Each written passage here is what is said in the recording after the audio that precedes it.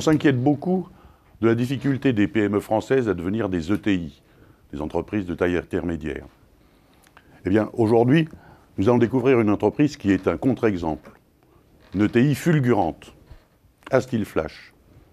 Fulgurante parce qu'elle a été fondée en 1999 et en 2007, elle était déjà leader français de son secteur, réalisant un chiffre d'affaires de plus de 200 millions d'euros. Aujourd'hui, elle s'est développée à l'international. Elle réalise un chiffre d'affaires de 780 millions de dollars, est forte de 5000 personnes et envisage à terme de devenir le numéro 1 européen de son secteur. Voilà qui n'est pas banal. Alors, bonjour Gilles Benamou. Bonjour. Vous êtes le fondateur et le PDG de Astil-Flash. Pour commencer, pouvez-vous nous dire quel est le métier d'Astil-Flash ? Astil-Flash est d'abord une société de manufacturing centrée sur l'électronique et effectivement apportant des solutions de production à tous ses clients. Vous fabriquez des produits électroniques pour vos clients. Qui sont ces clients ? Alors, nous fabriquons des produits électroniques pour nos clients, mais nous sommes d'abord leurs partenaires. Par ailleurs, effectivement, le manufacturing, ce n'est pas uniquement dans notre métier poser des composants ou faire de la production, c'est aussi apporter une variété de services amont et aval à cette production, notamment pour aider dans la conception des produits, industrialiser ceci, mettre en œuvre la supply chain, c'est-à-dire toute l'organisation logistique d'approvisionnement, puis en amont de la production, bien sûr, tout ce qui peut être effectivement, y compris le service de livraison pour le compte de nos clients. Dans ce contexte-là, effectivement, nous sommes véritablement des partenaires de long terme des clients effectivement, qui nous ont choisis. Alors, qui sont ces clients ? Ce sont les industriels de tous les secteurs ? C'est des industriels de tous les secteurs, sachant que le groupe, dans le domaine électronique, s'est spécialisé sur certains segments de marché. L'infrastructure télécom, l'industriel, le médical, tout ce qui est défense, aéronautique, transportation, essentiellement. Donc des segments, d'une part avec des clients qui ont une vocation à pouvoir produire au niveau mondial, des clients ayant une grande variété de produits à pouvoir réaliser et qui ont, au travers de cela, un besoin de footprint mondial, hein, donc d'implantation mondiale de production en fonction de leur marché, mais aussi une variété de produits avec une grande flexibilité, effectivement, d'adaptation en termes de manufacturing. Alors, pourquoi est-ce que ces grands clients, j'imagine qu'il y a des gens de l'automobile, de l'aéronautique, pourquoi est-ce qu'ils font appel à vous pour la fabrication? Et si j'ai bien compris votre entreprise, vous allez quand même bien en amont de la fabrication. Tout à fait. Enfin, nous sommes dans une ère où, effectivement, on a de plus en plus d'entreprises dites fabless, hein, c'est-à-dire externalisation de la production. Il se trouve effectivement que dans le domaine de l'électronique, le métier même de production électronique est un métier très spécialisé, demandant des investissements de plus en plus lourds et demandant notamment des compétences, que ce soit en termes d'approvisionnement, de connaissance des composants électroniques, de production avec des machines qui sont de plus en plus performantes, mais aussi effectivement de design et d'industrialisation qui sont fortes. Donc notre métier consiste déjà pour un nombre d'industriels, mais de taille mondiale, à pouvoir leur apporter dans tous les pays ce type de prestations. Parce que ces compétences de design, ils ont besoin d'avoir recours à vous, ils ne les ont pas en interne ? Ouais. Le vrai problème d'entreprise fabless, c'est que quand vous perdez effectivement le sens de la production, vous perdez le sens de la conception. Ah. Et notre métier, effectivement, c'est de pouvoir être le lien entre souvent des centres de conception qui peuvent être chez nos clients et la phase industrielle, leur permettant effectivement d'avoir non seulement le produit, mais le produit avec le bon niveau de qualité et le bon niveau de coût. Et sans ce lien direct et permanent entre les concepteurs et les producteurs, on arrive effectivement à des catastrophes économiques où on peut sortir des produits qui ne sont ni au bon coût ni au bon niveau de qualité. Donc notre métier, c'est véritablement d'assurer ce pont entre des concepteurs de très haut niveau, spécialisés dans le domaine de nos clients et notre savoir-faire global permettant effectivement de réaliser du manufacturing en temps, en heure et en termes de niveau de qualité. Notre spécificité, je dirais, par rapport à d'autres groupes, c'est de s'être centré sur des clients ayant une très grande variété de production. Nous ne sommes pas le fournisseur d'Apple. Pas Foxconn. Voilà. On n'est d'abord pas le Foxconn, donc on n'a pas d'équipe capable de monter une usine pour faire un produit. Par contre, effectivement, notre métier, c'est de pouvoir effectivement être à proximité de ses clients et de pouvoir travailler sur des milliers de produits en même temps. Oui. Et pouvoir assurer en termes de production ou de liaison de la production du manufacturing à proximité des lieux de consommation. Pourquoi est-ce que c'est important d'être à proximité des lieux de conception Alors, on a justement ces deux paramètres à régler. C'est-à-dire, d'une part, on ne peut pas concevoir le bon produit si on n'a pas des équipes d'industrialisation très proches de l'entreprise elle-même. D'une part, parce qu'effectivement, la conception, c'est souvent des allers-retours entre ce qui est faisable industriellement et de ce qui est susceptible d'être conçu de l'autre côté. Deuxième point, les ingénieurs d'études conception ont besoin d'avoir les grandes lignes directrices d'évolution du marché de la production, des prix des composants, de nouvelles technologies susceptibles d'être utilisées pour pouvoir eux-mêmes intégrer ces concepts-là au day-to-day dans leur manufacturing. Deuxième volet, donc ça c'est le lien de proximité. Deuxième volet, effectivement, le lien de consommation. Les groupes auxquels nous nous adressons sont souvent des groupes internationaux, devant pourvoir des clients en Chine, aux États-Unis, en Europe, avec des produits de déclinaison.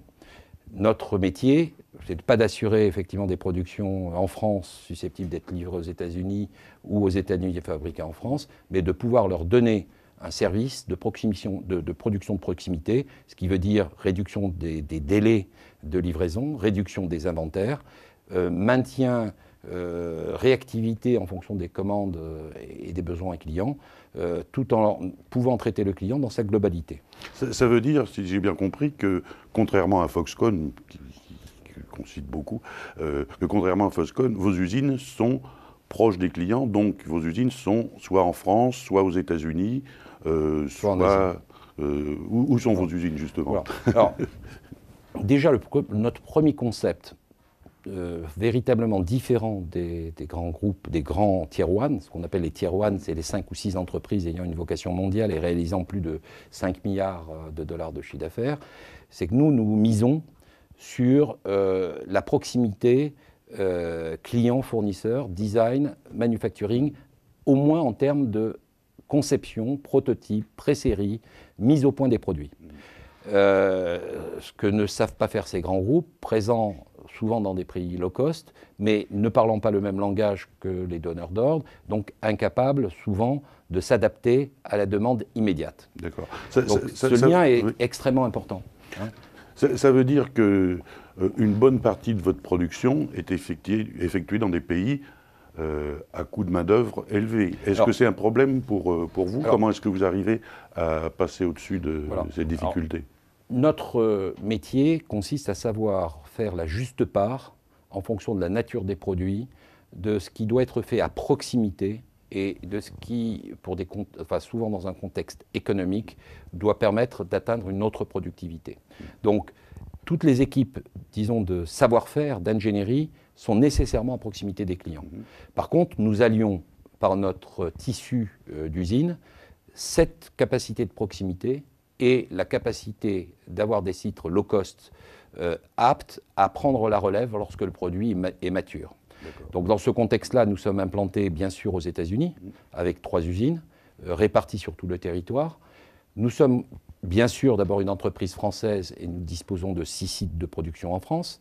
Nous sommes en Angleterre et, contrairement à d'autres, nous avons l'intention d'acheter des entreprises en Allemagne pour pouvoir, dans un bref délai, satisfaire les clients allemands. Par contre, au-delà de ce tissu de proximité qui représente un bon tiers de nos effectifs, nous disposons de sites low cost en Chine, en Tunisie susceptibles d'alimenter ou de supporter nos productions en Europe, et au Mexique susceptibles de supporter les productions américaines. Est-ce que pour ces sites, je pense à la Chine notamment, est-ce que vous assistez à une augmentation des salaires dans ces pays? Est-ce que la donne est en train de changer? Et qu'est-ce que ça peut changer pour vous? D'abord, ne considérons plus la Chine comme le bassin low cost du monde. Bon. C'est terminé. Le vrai marché chinois, la Chine fait partie des plus grandes puissances industrielles du monde, ayant une croissance significative, et plus de 50% de notre chiffre d'affaires est réalisé sur le marché chinois lui-même. Ouais. Non pas pour approvisionner des entreprises chinoises, mais pour supporter nos clients internationaux qui eux-mêmes prennent des parts de marché en Chine. Donc, les salaires en Chine, en tout état de cause, seront multipliés par 2,5 dans les 5 prochaines années. La loi est là, la croissance des salaires est là, et nous vivons et nous prévoyons cette croissance, indépendamment de la croissance du RMB qui va effectivement renforcer le coût horaire. Bon, ça n'empêche effectivement qu'un coût horaire en Chine sera, en tout état de cause, même dans 5 ans, 5 à 6 fois inférieur à un salaire européen. Bon, mais pas plus de 2 fois supérieur ou 2 fois et demi supérieur à un salaire américain. Alors, une chose que vous n'avez pas dite, c'est, pour terminer, peut-être, quel a été votre secret pour croître aussi vite? Comment s'est faite cette croissance assez fulgurante, comme je le disais au début? Alors, d'abord, la première règle, c'est d'avoir une stratégie et de ne jamais changer sur sa stratégie. Il y a 10 ans, quand nous avons démarré, nous avions un principe et un concept, c'est de dire satisfaire un marché de services, être le partenaire de nos clients, développer des solutions de manufacturing global, être apte à accompagner nos clients, non pas sur une opération dite de sous-traitance, mais de production globale d'un module ou d'une fonction. Et cette stratégie, nous l'avons menée dès le jour de la création d'entreprise et nous poursuivons sur la même ligne. Cette stratégie, effectivement, a ensuite présenté plusieurs volets, c'est-à-dire pour être maître et pour pouvoir grossir au niveau mondial, il faut déjà être maître sur son marché. Première étape que nous avons menée entre 2000 et 2007. À compter de 2007, nous considérons qu'être maître sur un marché français, c'est mourir à terme si nous ne pouvons pas devenir effectivement un leader ou une entreprise reconnue au niveau mondial. Donc nous avons, dès 2007, acquis une société aux États-Unis, acquis une société en Chine et déployé notre projet international, ce qui fait qu'aujourd'hui, 60% de notre chiffre d'affaires est en tout état de cause réalisé au niveau mondial. L'étape suivante, qui fait partie de cette deuxième ligne directrice, c'est devenir le numéro 1 européen. Donc implantation en Allemagne, poursuite dans notre même ligne politique, puis nous verrons ensuite. Deuxième volet, effectivement, au-delà de la stratégie, d'abord des valeurs. Le groupe Astil-Flash veut se développer avec des valeurs, et des valeurs simples. D'abord, se battre tous les jours pour la simplicité. C'est le concept le plus difficile au monde à mettre en œuvre. Pourquoi faire simple quand on peut faire compliqué? Deuxième point, l'honnêteté, le respect, l'humilité, l'envie de gagner. Et ces valeurs sont partagées par tous les collaborateurs du groupe au niveau mondial. On n'a pas, au niveau du groupe, un traitement différent qu'on soit en Chine, aux États-Unis ou en France. Donc ces concepts de valeurs, c'est ce qui fait la force du groupe et sa dynamique de développement. Troisième volet, effectivement, quand vous mettez en œuvre des valeurs, c'est d'abord les hommes. Le challenge pour le groupe Astil-Flash, c'est effectivement, dans les années qui viennent, de pouvoir trouver les collaborateurs qui vont l'accompagner, qui partagent le même esprit et qui ont la compétence. Vous savez, nous sommes très franco-français. Et quand on entend des dirigeants français, première chose, c'est dire comment je me sépare de collaborateurs quand j'en ai plus besoin. Au niveau mondial, le concept est totalement différent. La mesure est totalement différente. C'est comment je garde mes collaborateurs. Comment je fais qu'en Chine, aux États-Unis, même en Angleterre, je n'ai pas un turnover de mes collaborateurs fort. Et quand on atteint un taux de rotation de nos collaborateurs inférieur à 5 ou 7%, on est bien content. Donc la donne mondiale est de nature différente. La qualité des hommes qui partagent votre projet est un élément essentiel. Ok, eh bien, jusqu'à présent, ça vous a bien réussi. On vous donne rendez-vous peut-être l'année prochaine pour voir si vous avez atteint le stade de numéro 1 européen, qui est peut-être votre ambition. Sans problème. Merci. Monsieur Benhamou, au revoir.